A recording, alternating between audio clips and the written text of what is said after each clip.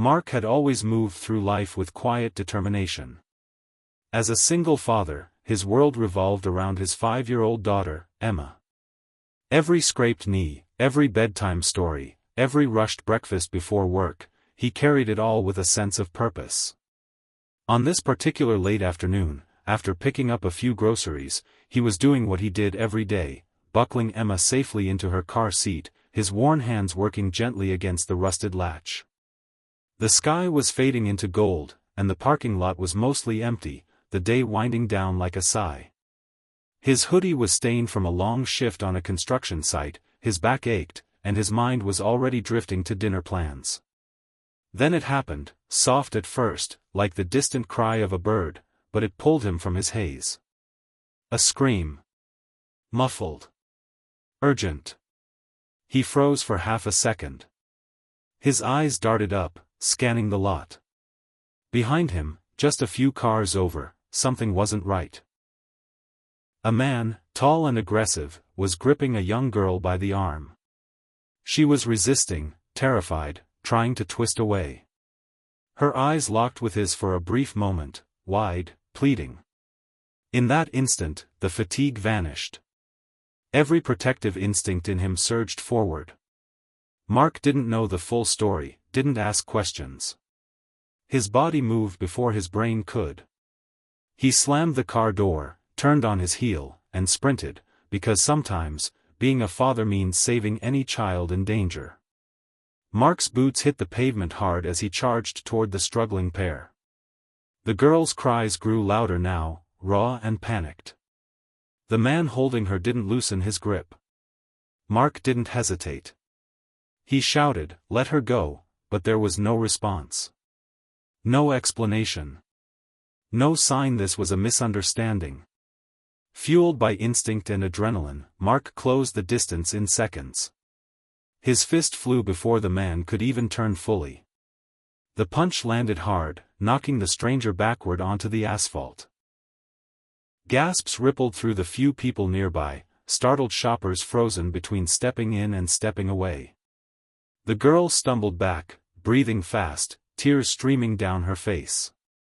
Mark turned to her gently, checking to see if she was okay. But before anyone could speak, the man groaned from the ground and barked, "What the hell is wrong with you?" "I'm her father." He pulled a wallet from his jacket with shaking hands and waved a driver's license. "See? I have ID.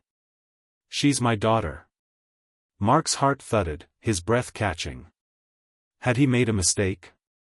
Around them, murmurs began. A woman whispered, "Maybe he's telling the truth." Doubt flickered in Mark's eyes for the first time. But then he saw the girl, her body trembling, eyes still full of fear. She didn't move toward the man. She stepped closer to Mark. That's when someone shouted from the store entrance, "That girl just came inside begging for help." That man was chasing her. The truth wasn't just shocking, it was terrifying. Everything around Mark slowed for a moment as the store clerk's voice cut through the tension. She said someone was trying to grab her, he was chasing her through the parking lot, the woman shouted, pointing directly at the man still sprawled on the ground. A wave of silence fell over the onlookers. Mark turned to the girl, her small frame shaking as she clutched her own arms. He knelt down, his voice soft. "Is that true? Is he the one?" The girl hesitated, then gave a small nod. Her lips quivered, but she didn't look away. That nod was all Mark needed. Within minutes, sirens wailed in the distance. The man, now visibly panicked, tried to argue, tried to stand, but several bystanders blocked his path. One woman dialed the police, giving them a full description. Another stayed close to the girl, offering comforting words. The police arrived quickly, and with calm authority, separated everyone. As the man was placed in handcuffs, one officer turned to Mark. "We've been looking for this guy," he said grimly. "He's connected to an ongoing investigation, human trafficking." Mark's breath caught in his chest. He glanced down at the little girl again, this time, truly seeing the weight she was carrying. She could have vanished. And no one would have known. One decision. One punch.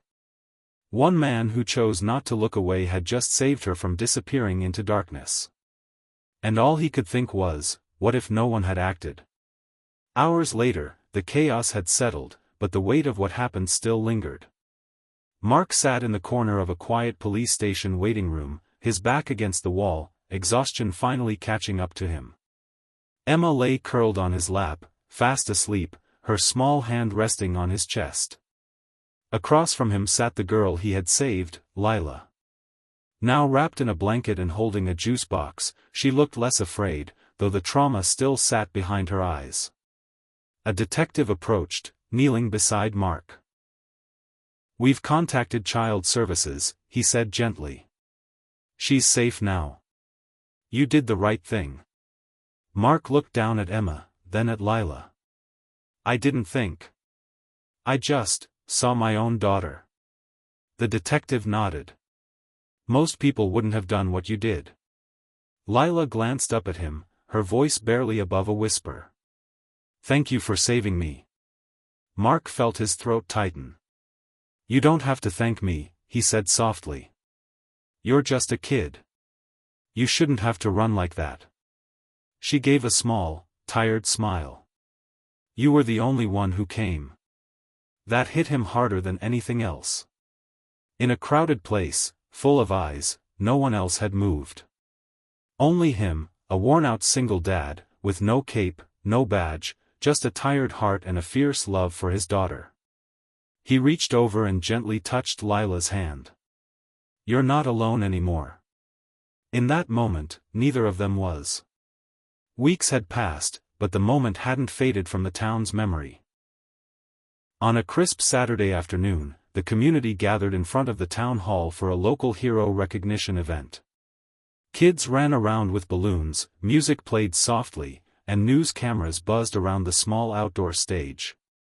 Mark stood off to the side in clean jeans and a borrowed jacket, looking uncomfortable with all the attention. Emma clung to his leg, and beside her stood Lila, her hair neatly braided, eyes brighter than they had been in a long time. She had been placed with a caring foster family nearby and had asked to come today, to stand beside the man who saved her. The mayor took the microphone and spoke about courage, selflessness, and what it means to protect others. Then she called Mark to the stage. He walked up slowly, hands in his pockets, and took a deep breath. The applause was loud, but he didn't smile for the cameras. Instead, he looked out at the crowd and said, "I'm not a hero. I'm just a dad. I didn't know what was happening that day. I just saw a scared little girl and thought, what if that was Emma?" He looked down at both girls and paused. "I think the real hero is anyone who chooses to act when it matters." The crowd went quiet for a beat, then erupted in applause. It wasn't the punch that made him a hero, it was the heart behind it. And that, more than anything, changed two young lives forever.